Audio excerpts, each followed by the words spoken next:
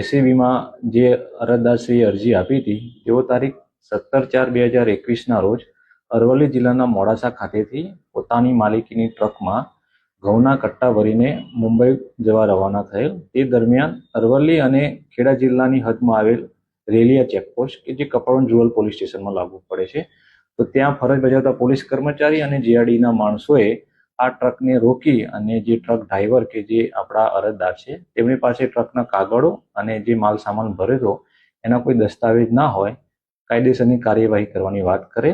અને એ દરમિયાન આ જે આરોપીઓ વિરુદ્ધ ગુનો દાખલ કરવામાં આવ્યો છે તે બધાએ એકબીજાની મદદગારી કરી અને શરૂઆતમાં 5 લાખ રૂપિયાની માંગણી કરેલ. તો જે અરજદાર છે તેમની રકજકની વિનંતી કરતા છેલ્લે 1 લાખ રૂપિયા લાંચ પેટે આપવાનું નક્કી થયેલ.